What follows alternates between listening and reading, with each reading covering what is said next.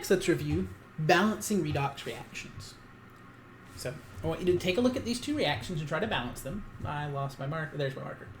As a reminder, this one is in acidic conditions, this one is in basic conditions. Acidic conditions means that you can have H pluses at the end. Basic conditions means you can have hydroxides at the end. You're not going to have extra hydroniums floating around in basic conditions, and you're not going to have extra hydroxides floating around in acidic conditions. So with that reminder, and a second reminder, there are two iodines here. There's one iodine here. You have to account for that in your balancing. So try balancing this out, and then I'll go over it in a moment. Let's take a look. So first, we need to identify what's oxidized and what's reduced. So in this case, our oxidation reaction is going to come from, I'll just assign all our oxidation states. So this oxygen here is a -2. This gives us a value of -6 overall. So this iodine has to be a +5 to give us a -1. Over here, if we assign these in order, our hydrogen's a +1, our oxygen's a -2. That gives us -6 and +2, and an overall -4. So this sulfur needs to be a +4. Over here, iodine's by itself. It's a 0. Oxygen's a -2. We have 4 of them, so that's -8. So this has to be a +6 overall. Our oxidation then had to occur from our sulfur going from +4 to +6. So we're going to worry about balancing our H2SO3 aqueous reacting to form SO4 2- aqueous. Our sulfurs are balanced, so we don't have to worry about those types of atoms. So we do oxygen, hydrogen at the end. So we first do oxygen. You have 3 oxygens on the left, 4 on the right. So we need an extra water on our left side. Now for hydrogens, you have 2 hydrogens in the water, 2 in the H2SO3. So we need to add 4 H pluses on the right side to balance that out. Now all of our atoms are balanced. The last step we have to do is pay attention to the oxidation states. One sulfur atom went from +4 to +6. So that +4 to +6 means it lost 2 electrons. So then when we're losing them, they're products. So we put 2 electrons out here. Now in the other case, we've got to find our reduction reaction. It'll be the other one. Our I went from +5 to 0.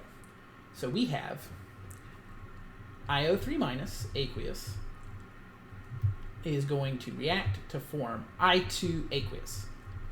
Step 1, balance the non-hydrogen oxygens. We need 2 of these because there's 2 iodines on the right, 1 on the left. Now we'll do oxygens. We need to add, we have 6 on the left, so we're going to need 6 waters on the right. Now hydrogens, we have 12 hydrogens here, so we're going to need to add 12 hydrogens over here to be able to balance those out. Now, we'll finish up with our electrons. So each iodine went from 5 to 0, but there were 2 iodines. Therefore, 10 electrons changed. Now this is a reduction, so the electrons are a reactant. So we have to put 10 electrons over here to add to this. Now both half reactions are balanced. We need to do some changes before we can combine them. In this case, our issue is we have 10 electrons in the reduction, but only 2 in the oxidation. So we're going to have to multiply everything times 5 up here to be able to get that changed. So we'll have 5 water liquid plus 5 H2SO3 reacts to form 5 SO4 2-. Sorry this is so stuck together. I should have given myself a tiny bit more space. Plus 20 H pluses plus 10 electrons. Now we can add the oxidation and reduction together. So first we'll check the 10 electrons cancel, and the electrons should always cancel. Then we have 12 H plus in the reduction, but 20 in the oxidation. So these 12 will cancel, and we'll be left with 8 H pluses. We have 6 waters in the product here, and 5 waters in the oxidation reactant side. So all 5 waters cancel, and we're left with 1 water. So now we can add everything up together.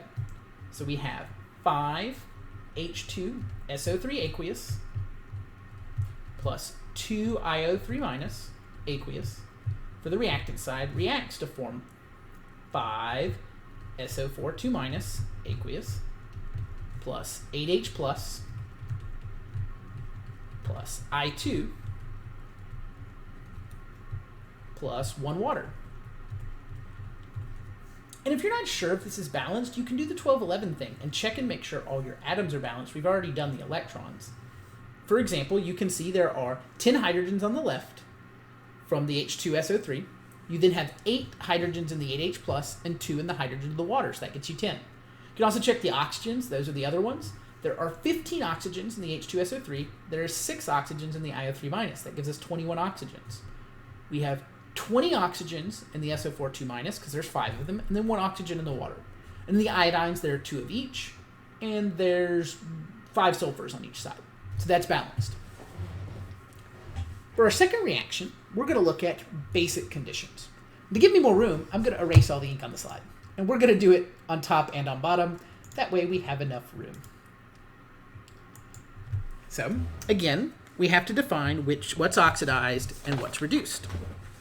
So in this case, our I minus is -1, and our iodine goes to 0. Our O is -2 here and -2 here. But here, we have 4 O's at -2, that's -8, so this has to be a +7, whereas over here, this only has to be a +4. So we want to start, I'm going to start with our oxidation reaction, and I'm going to do that up top to make my life easier.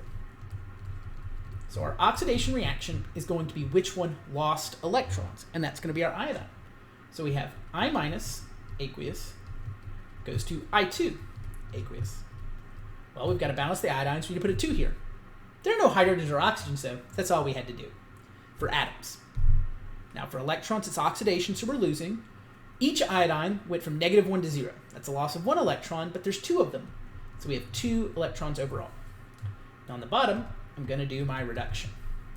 We have MnO4 minus aqueous is going to react. I'm leaving myself some space to form MnO2 solid. Mn, the manganese, already balanced. So I'm going to need to add 2 waters over here. Now when I do that, I'm adding some extra hydrogens as well, so I have to account for those. So we'll start like we did the acidic conditions. I'm going to add 4 H pluses. The difference is I can't have H plus by itself anymore, so I have to neutralize all those. So to balance every H plus I add, I'm also going to add a hydroxide.